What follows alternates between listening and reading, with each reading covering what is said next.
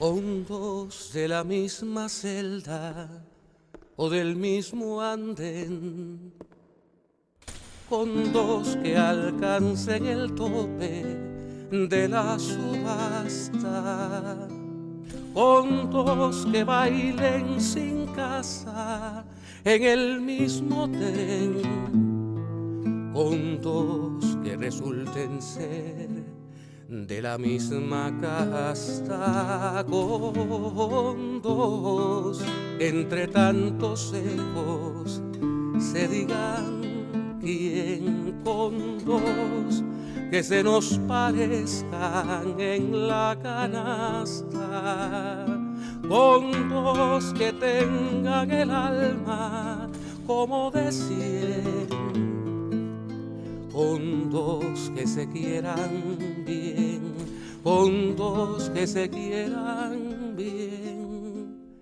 con dos que se quieran bastar, con dos que tengan el alma como de 100, con dos que se quieran bien, con dos que se quieran,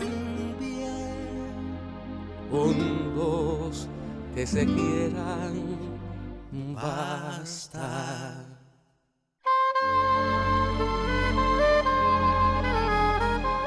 Muy buenas noches, estamos en Con dos que se quieran.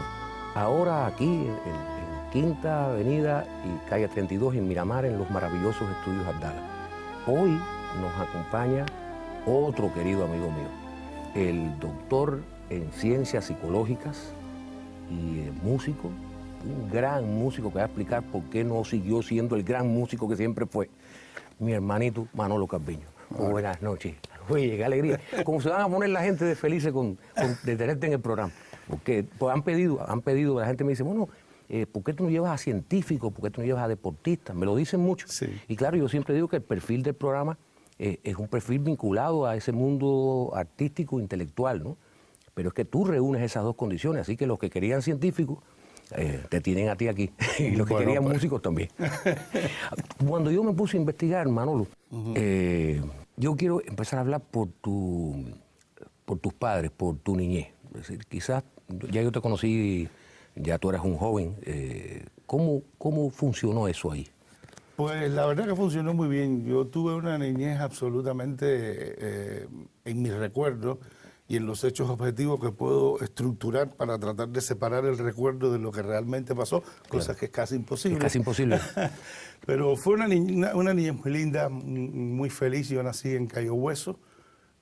Sigo viviendo en Cayo Hueso, aunque vivo ahora en El Vedado, pero mi estilo de vida quedó marcado por Cayo Hueso, el concepto del barrio, de la gente, los vecinos, de llegar a las 3 de la mañana, de las puertas abiertas y todo el mundo ahí. Y ahí en Cayo Hueso transcurrió mi infancia, una infancia llena de juegos, de desentendidos con los padres, como es de suponer, ¿no? Y mi padre siempre fue un hombre con un pensamiento muy avanzado. Mi madre, a la usanza de la época, muy dedicada a ensalzar a mi padre y a sus hijos. ¿A qué se dedicaban? Mi madre era ama de casa, se dedicaba a los hijos, tenía la profesión más difícil de todas las profesiones. Y mi padre era médico, era cardiólogo.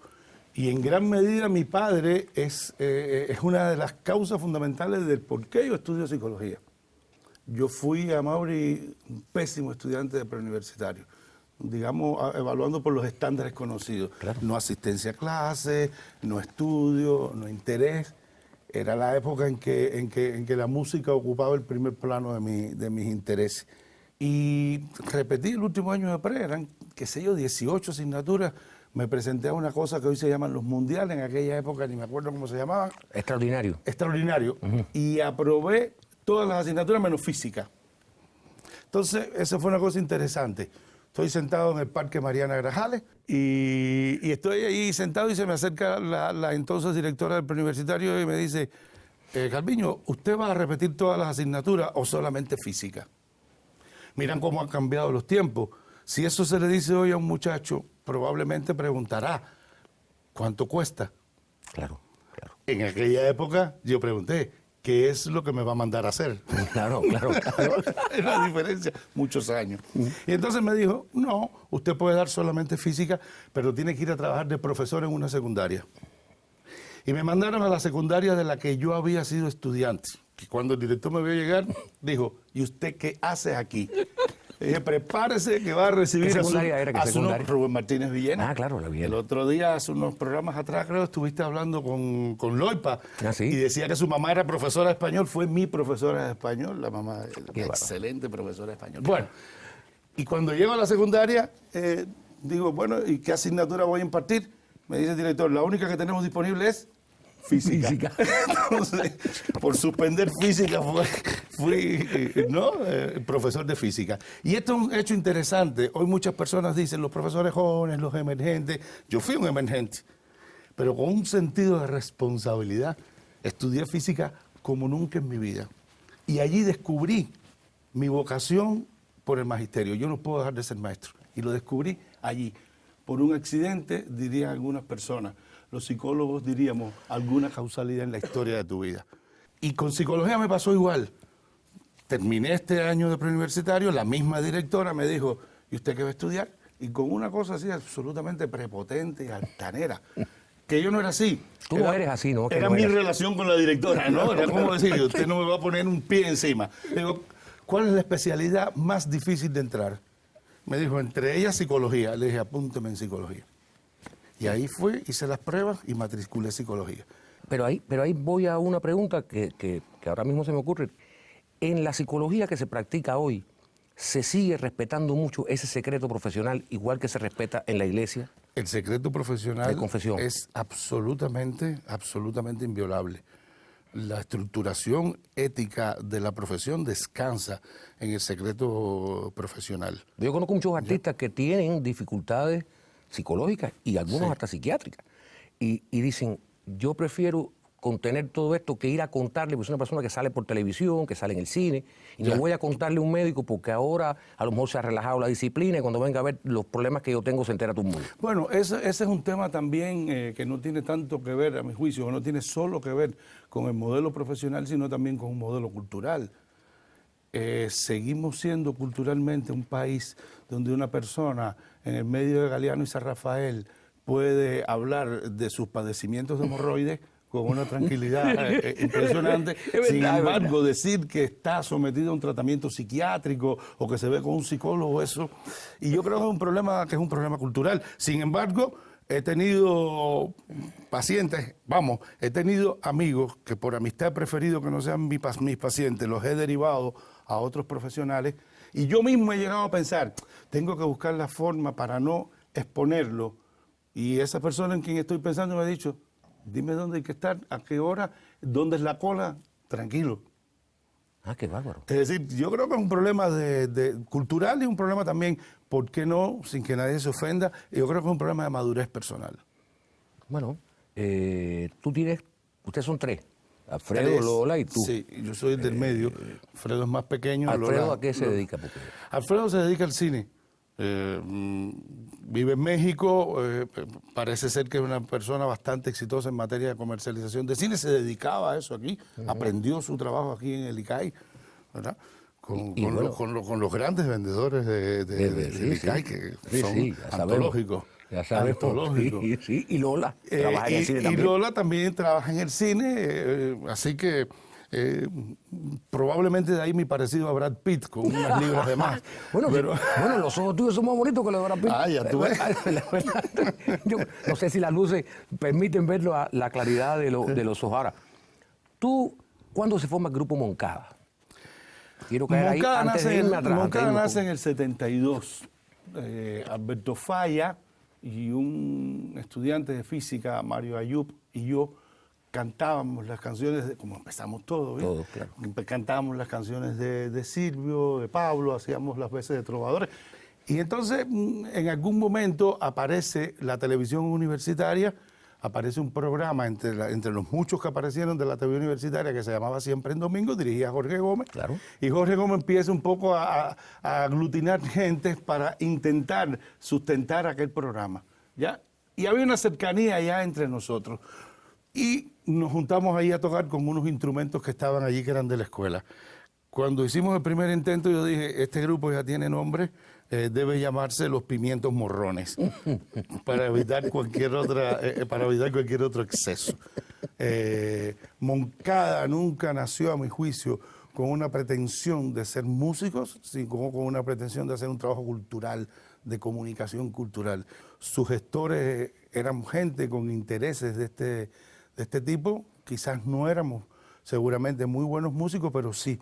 Esto nos unió y en el 72 fundamos el Moncada. Pero cuando tú llegas a Moncada, yo recuerdo en Moncada de aquellos años, es decir, tú, desde afuera tú decías, bueno, los que tienen una formación musical más sólida estaba Julián, efectivamente. una guitarra, empezó a tocar 3 por esa época. Exactamente. Y tú, porque tú venías, mi recuerdo primero tuyo, tu pelo largo, imagínate, todos nosotros rapados, la escuela era medio militar así, cantando tan solo 3 días. Tan solo.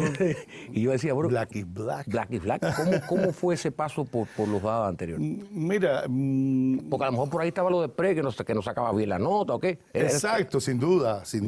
En el año 65, 66 ingresé en los dados. Recuerdo que una de mis primeras experiencias, que nunca se llegó a realizar, en un viaje que hacíamos a Matanza, montó en la guagua un muchachito flaco, orejoncito, ¿verdad?, con su guitarra, y le decía a la gente de los Dadas, oye, ¿por qué no hacemos un disco? Los Dadas venían del ejército, de la 2350, la unidad en Managua, yo no, yo estaba en mi pre, y este muchacho recién salía del servicio militar obligatorio. Y ahí quedó la idea de hacer un disco en el que a mí me tocaría hacer una segunda voz de una canción que decía algo así como, quédate, quédate, para poder vivir sin llanto. Era Silvio. Era Silvio, el muchacho de Joncito que se subió ahí. Era Silvio. Era Silvio y realmente es que los Dadas fueron un grupo muy, muy bueno. Muy bueno.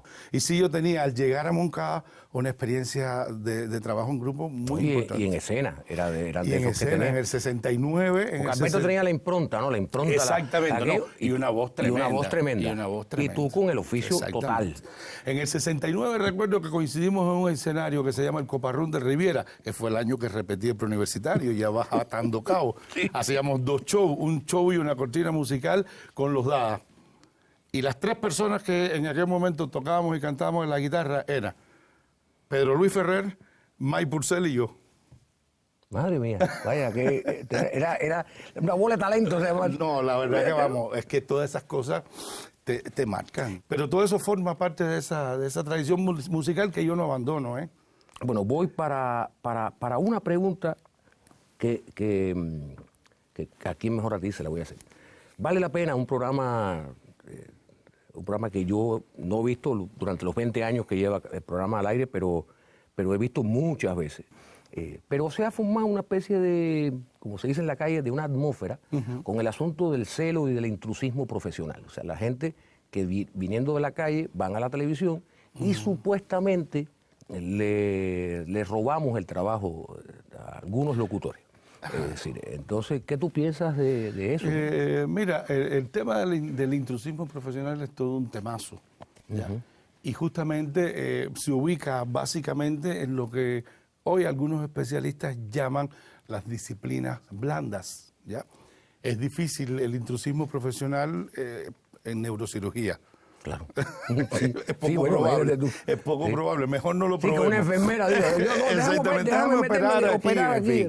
Entonces, a ver, ¿qué cosa es esencialmente un profesional? Un profesional es una persona con un conjunto de conocimientos, habilidades y sobre todo de dedicación. Entonces, no veo mucho esta cosa del intrusismo profesional. El rol de un locutor está bien definido. Claro. Tenemos excelentes locutores. Buenísimo. Una cosa es un locutor, otra cosa es un conductor, otra cosa es un comunicador, ¿verdad? ¿Y un animador? Un animador. Tu madre la última vez que estuve en la casa en Nuevo Vedado, díceme, Aquí yo he conocido muchos comunicólogos, pero comunicadores hay pocos, y tú eres uno de ellos. Bueno, es que tú eres para mí, y lo digo con absoluta responsabilidad. El otro día Sara me pegó casi en la cabeza, porque me dijo, tú estás siendo muy absoluto en el programa. Y yo decía, bueno, pero yo no estoy hablando de mí. O sea, yo creo que el mejor comunicador que tiene nuestro país, que sale por televisión, es Manuel Carpiño. Esa es la ventaja de tener buenos amigos. No estoy diciendo, digo, tú me conoces bien, sabes que de adulador no tengo nada, No, sino sé. que yo lo sé, o sea, lo que tú haces, pararte delante de una cámara, de frente, con una iluminación normalmente bastante pobre, Sí. con una escenografía que prácticamente nada. Nada. O sea, toda la semana a hablar donde no hay un error, cualquiera pensaría que tiene un teleprompter. O sea, este aparato, un teleprompter es este aparato que le ponen a la gente Sí. bajo la cámara para leer. Tú lees la noticia, que va a saber nadie, tú estás leyendo la noticia. No, eso está salido de tu cabeza. ¿Cómo tú preparas eso, guión? Yo no creo en la improvisación. ¿En qué sentido? La improvisación, creo en ella solamente como el lugar y la circunstancia específica, el momento en el que tú dejas salir algo que has estado formando y preparando durante años. O sea, cuando Chucho se sienta y dice, voy a improvisar, son 50 años de piano. Claro. Son 50 años de piano y una experiencia. Entonces, yo sí creo en el saber, en la dedicación, en el estudio, mucho trabajo. Eso es ser un profesional. Y eso sobre un contexto ético fundamental que se llama, a mi juicio, responsabilidad.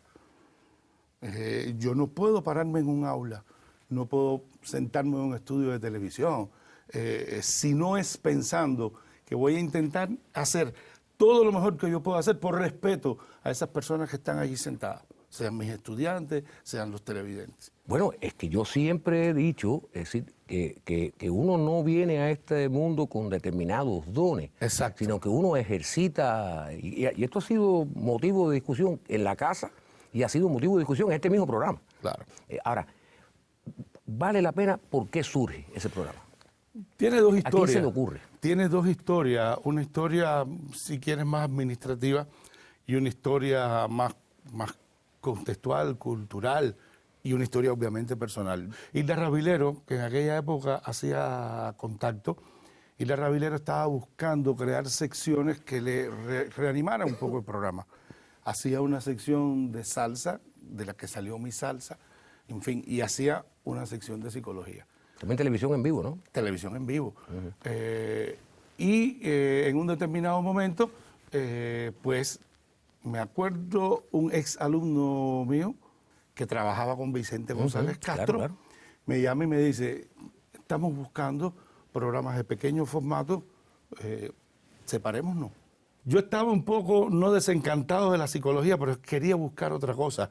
Y estaba necesitando, yo soy una persona en mi vida profesional, soy una persona que pienso mucho en la devolución, en el impacto, en lo que yo puedo ayudar a las personas. Es una vocación primitiva casi en mí.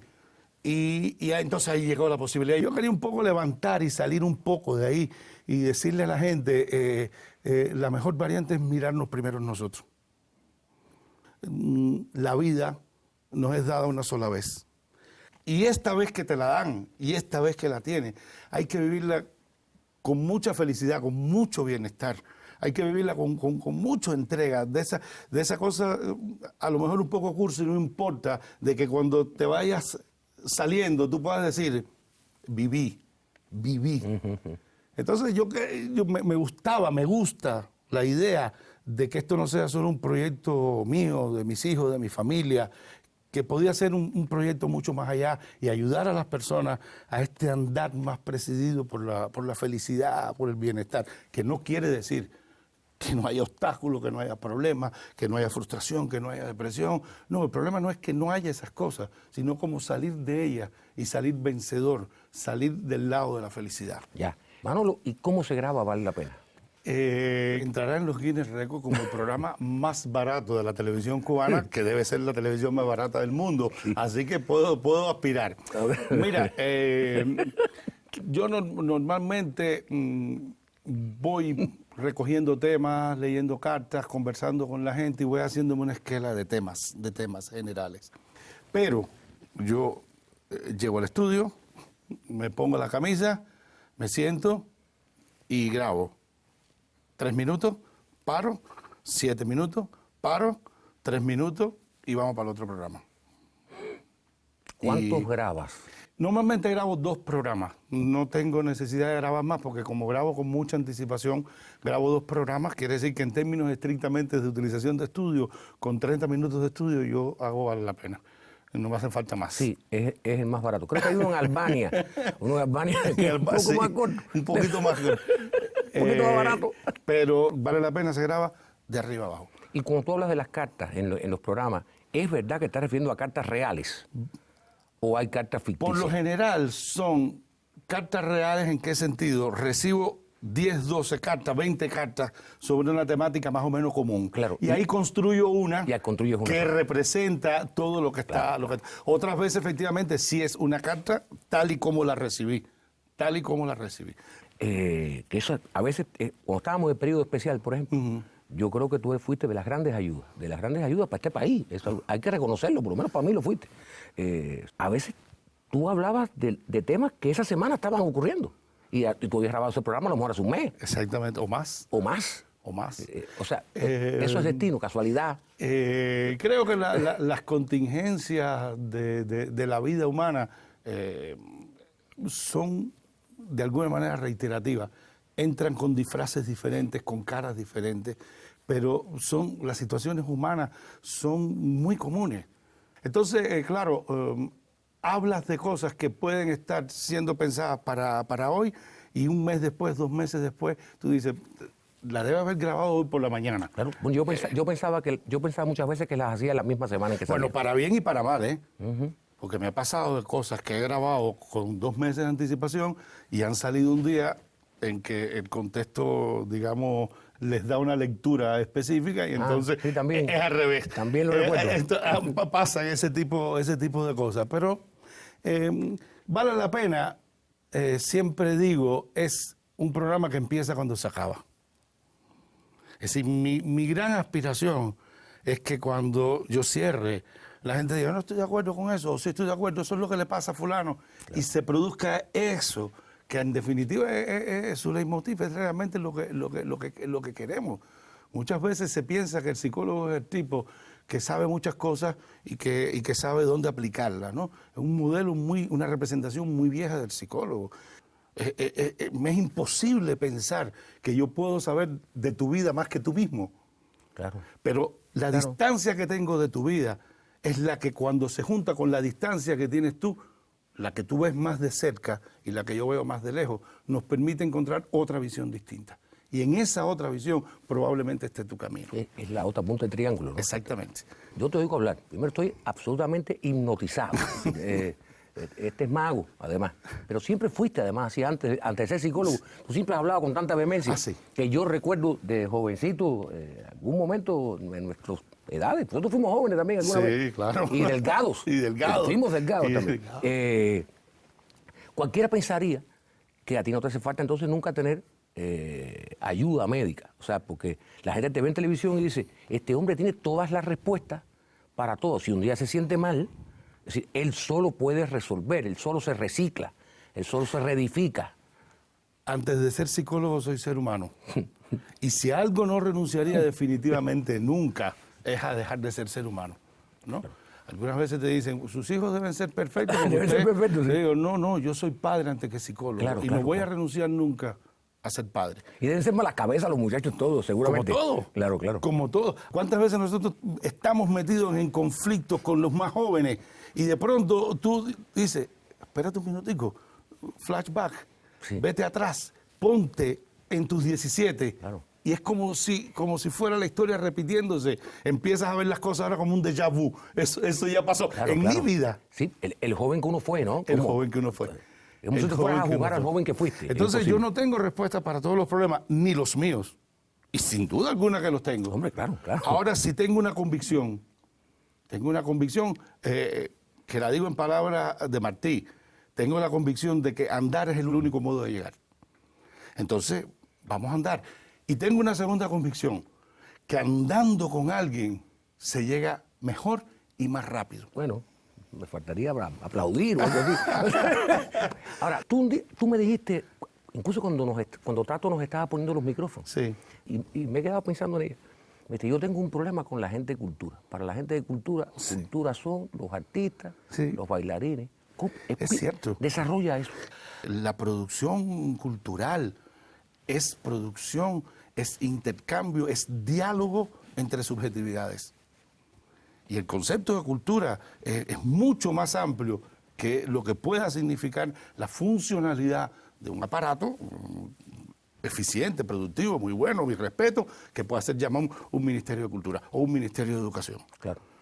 Los vendedores de las tiendas son tan educadores como yo. Los artistas, cuando se paran en un escenario, son tan educadores como yo, cuando me paro en un aula. De hecho, te diré que mis grandes retos como educador es el dilema que vivo hoy entre lo que intento hacer en el aula y lo que luego ese muchacho que es mi estudiante se encuentra cuando sale del aula. Son influencias educativas, deseducativas. Pero imagínate tú de pronto que nosotros pensemos y que los artistas, los cantantes, los músicos, qué sé yo, pensaran en el impacto educativo que tiene su comportamiento, que tienen sus palabras. Del mismo modo que las ciencias sociales son ciencias de la producción cultural. Pero no es la visión dominante, mi opinión. Sí, no es también, como decía muchas veces, me parece que fue Fidel que lo dijo varias veces, nuestros mejores diplomáticos son nuestros artistas. Forma parte de las falsas concepciones, de los estancos, que son estancos de poder. ¿Ya? Al final, no puedes hacer esto porque esto es lo que hago yo. Y si lo haces tú, yo estoy perdiendo un espacio. A ver, yo hasta puedo transar con la comprensión necesariamente administrativa, burocrática de ciertas cosas. Pero otra cosa es que yo diga, por necesidades operacionales, yo divido esto en fragmentos, y otra cosa es que yo me crea que eso está dividido. Son dos cosas distintas. Claro. Yo puedo hacer lo que yo quiera, pero no nos engañemos. No nos engañemos. Hablemos del destino, me interesa muchísimo hablar del destino. Mira, Sartre tiene una frase para mí muy sintomática, muy interesante. Decía Sartre, somos lo que hacemos con lo que han hecho de nosotros. Y a mí me pasa eso muchas veces en mis prácticas clínicas. Llegan personas de 50, 60 años a lamentarse, mi mamá no me quiere, mi hermano no me trata bien. Y hay un estereotipo del psicólogo, ¿no? Es que le pasó algo cuando niño, él no lo quisieron lo suficiente, no le dieron cariño. O sea, ¿hasta cuándo? Claro. Hay un momento en que tu vida dice, soy yo, y tú construyes tu destino. Pero eso que tú construyes tiene un sustento, tiene una historia, tiene un basamento que muchas veces te está moviendo, te está instigando, te está estimulando y tú ni consciente eres de eso. Y eso es lo que yo llamo el destino, esa pluricausalidad de la vida, ¿verdad? Que te lleva por un camino en el que inevitablemente vas a ir, que no te conduce a un lugar inevitable, pero te lleva de un modo, de alguna manera, inevitable. Por eso sí creo en ese destino, pero en ese destino que tú también construyes, que tú tomas conciencia de él. En todo caso, yo soy una persona proactiva y profesionalmente defiendo la proactividad.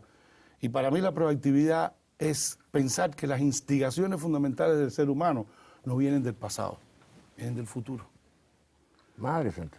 Es mirando hacia adelante como el ser humano crece, no siendo condescendiente o no siendo adecuado o no siendo justo con su pasado. Lo que mueve al ser humano es su futuro.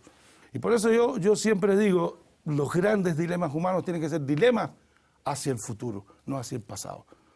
El pasado hay que conocerlo, hay que saberlo, como decía Santayana, para no tropezar de nuevo con él, para no repetirlo. Sí, pero también resulta que cuando en mi pasado yo decía, en mi futuro yo voy a hacer tal cosa, pero ahora mi futuro es mi presente. Es tu presente. Sí. Entonces ¿Y te vas a conformar con tu presente? No, claro, tengo que pensar de nuevo en el futuro. Tienes que pensar de nuevo en el futuro. Tienes que pensar de nuevo en el futuro. Bueno, a veces yo digo, esta entrevista me encantaría que durara para siempre. O sea, y yo saldría entonces siendo una persona mucho más equilibrada. No estoy seguro, Nunca uno tiene la oportunidad de entrevistar a un sobreviviente de un accidente aéreo. Se ha hablado muy poco, se ha hablado. Sí. Tampoco es un secreto ni un misterio. Cuéntame hasta donde quieras contar qué pasó, cómo fue aquello y cómo lo recuerdas hoy, por supuesto.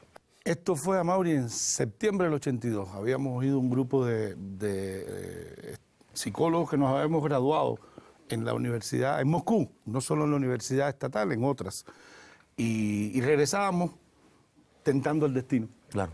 Teníamos que regresar en una fecha, pero ya estábamos ya saturados de Moscú y sus cosas y decidimos irnos un poco antes, regresar un poco antes a la casa, ¿no? El vuelo venía prácticamente vacío, venían 80 y tantos pasajeros, prácticamente probablemente la mitad de un Il-62, era un Il-62M, un Ilyushin.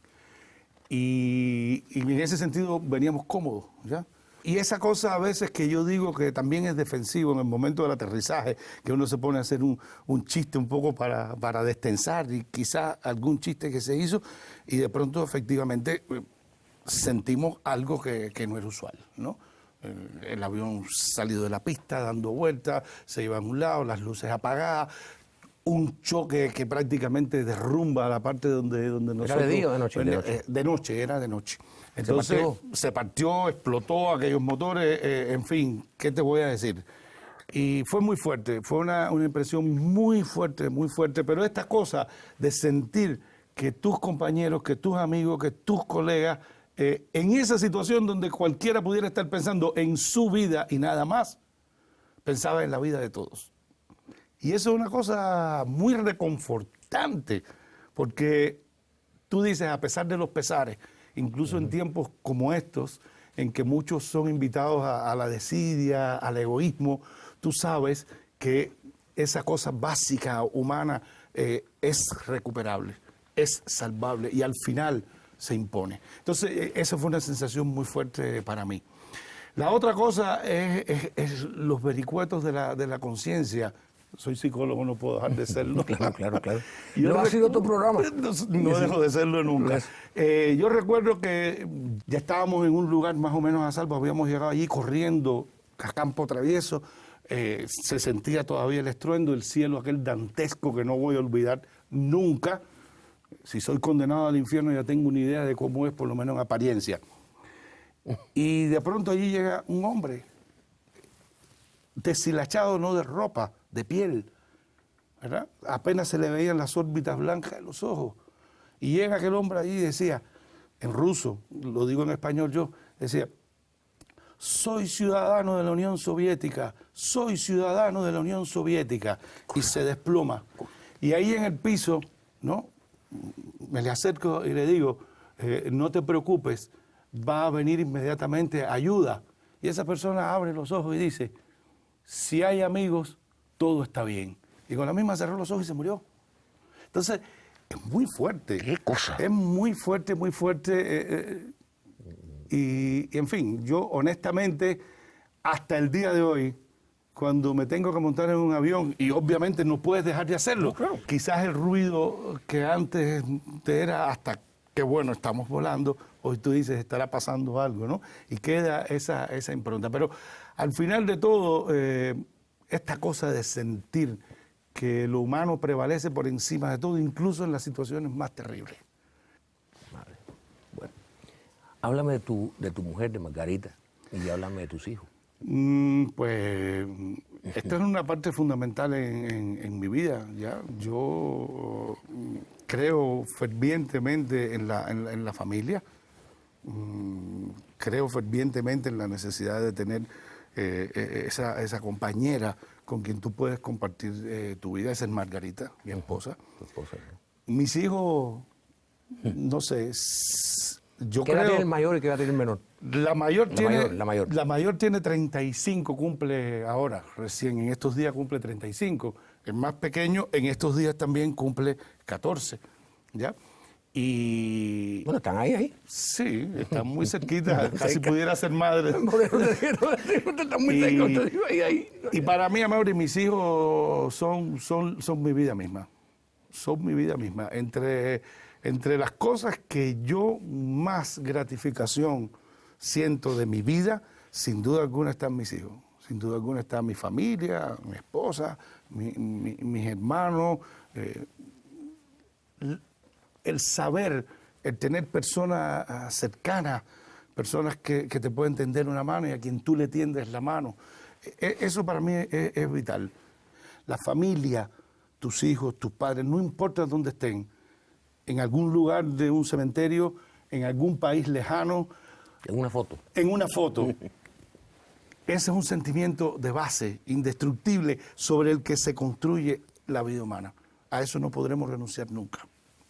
Bueno, fuimos afortunados entonces los dos. Yo creo que sí. Tuvimos grandes Yo creo que sí. padres y grandes madres. Yo Bueno, no voy a renunciar a la posibilidad yo de verme con un psicólogo en televisión. Entonces yo le voy a pedir a Solís, nuestro director, que prepare el set. Yo voy a... que conste que esto no está preparado. Voy a agarrar, yo traje mis preguntas personales, a preguntárselas a mi doctor. Voy a pagar, vamos a pagar Solís por allá atrás, a ver si tenemos un poquito de oscuridad. Ahí está, fíjate que estamos logrando cierta atmósfera. Yo tengo una especie de obsesión con el tiempo, con la falta de tiempo. Eso me lleva a ser impuntual, porque siempre quiero estar antes de tiempo. Me lleva a vivir en una angustia perenne, porque yo siento siempre que yo no tengo tiempo para nada, que estoy siempre corriendo con una especie de angustia constante con que el tiempo se me va. Yo te haría una pregunta a ti. ¿A dónde vas tan apurado? ¿Ves? Un médico hace falta. Eso es lo que probablemente llamaríamos nosotros una tendencia neurótica. Yo sé, yo conozco el no darnos cuenta que persiguiendo lo imposible dejamos de hacer lo posible. Y yo te diría, concéntrate en lo que estás haciendo, disfruta ese momento de hacer y lo demás sucederá. Ok, voy a otra. Es decir, imaginemos, yo estoy en un teatro que tiene 5.000 localidades. Suponte que canté una canción que fue emotiva y de esos 5.000 personas que están ahí se pusieron de pie y me ovacionaron 4.999. Hay uno que se quedó sentado, que no le interesó, ni aplaudió y se quedó así. ¿Por qué a mí el que me interesa, me deprime y me preocupa es ese? Ya te mostré un modo de ser psicólogo. Ahora te voy a mostrar otro modo, otro paradigma de ser psicólogo. Probablemente te falta la aprobación de alguien en tu vida, de alguien que es y fue muy importante para ti, pero no vio tu punto de llegada y tú le estás reclamando de algún modo, mira dónde llegué, mira dónde llegué. ¿Quién sabe? Puede ser mamá, puede ser papá. Sí. Es ese que nunca va a estar ya, aunque siempre está. Bueno, la tercera y última, porque la gente va a decir, oye, Mauricio escogió ese programa para él.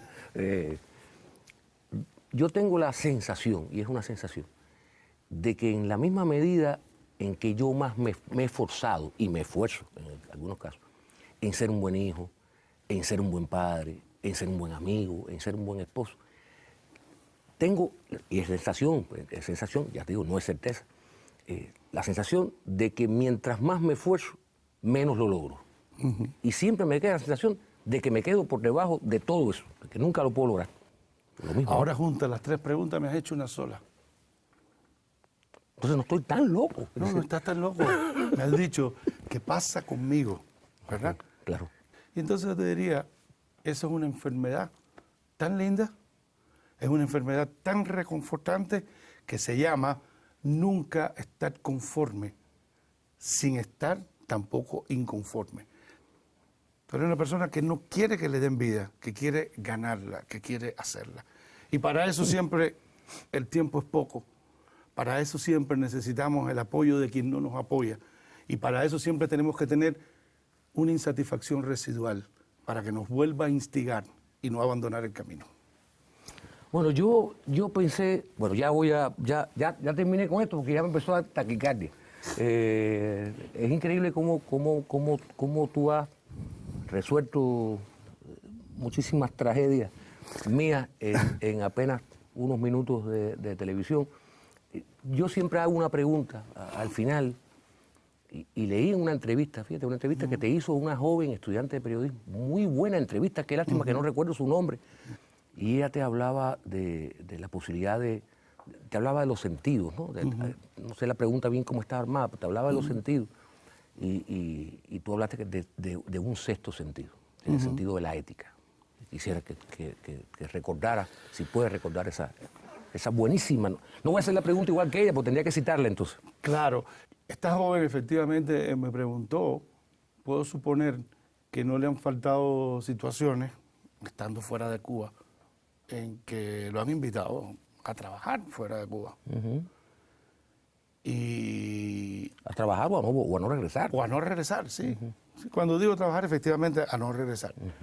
Y yo le dije, tiempo perdido conmigo. Tiempo perdido conmigo. Yo soy una persona que no sé vivir sin Cuba. Ni tan siquiera sé vivir, como dicen algunos, con Cuba en el corazón o con Cuba en el maletín. Yo necesito Cuba en mis pies, Cuba en mis manos, Cuba rozándome, Cuba molestándome, también, Cuba favoreciéndome. Necesito, eso forma parte de mi existencia. Justamente necesito vivirlo con los 5 sentidos. Necesito oler Cuba, ver Cuba, oír Cuba, sentir Cuba. Y lo necesito también en un sexto sentido. Yo creo que los seres humanos tenemos un sexto sentido que se llama ética, que es una construcción absolutamente nuestra. Y soy una persona esencialmente no solo cubano, sino comprometido con Cuba. Yo no vivo en Cuba por casualidad. Yo vivo en Cuba por causalidad, porque he decidido vivir en Cuba. No soy cubano por accidente, soy cubano por decisión. Y mi gran sueño siempre está asociado al bienestar de los cubanos y las cubanas, a la felicidad de los cubanos y las cubanas. Y para nada demerito quien pueda favorecer esto desde la distancia. Pero yo soy de los convencidos que necesito hacerlo aquí. Y lo voy a hacer siempre aquí, estoy convencido. No puedo vivir sin eso, no sé vivir sin eso. No quiero, Amaury, vivir sin eso. Bueno, somos dos. Manolo, te despido. Yo quisiera hacer una serie contigo, o sea, una serie de programas de televisión contigo. Te agradezco, primero me voy a agradecer yo haberte llamado. Yo te agradezco mucho esto también. Sí, claro. sí, me siento, es de esas veces que digo, qué bueno que se me ocurrió llamar a Manolo. Y te puedo jurar una cosa, yo era una persona hasta que llegué a este programa hoy. Y cuando tú te vayas por esa puerta, yo seré una persona diferente y seguramente mejor. Y te lo digo, mi socio. Muchas gracias. Te quiero mucho. Muchas gracias.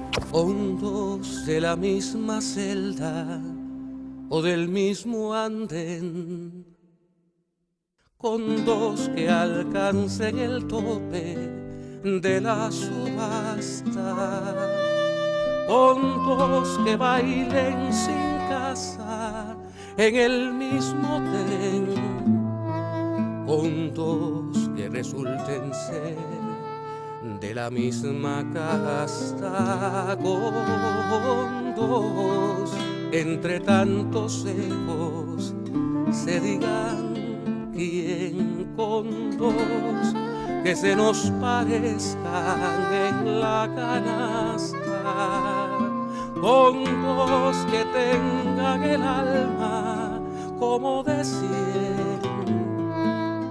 con dos que se quieran bien, con dos que se quieran bien, con dos que se quieran bastar, con dos que tengan el alma como de 100, con dos que se quieran bien, con dos que se quieran bien, con dos que se quieran bastar.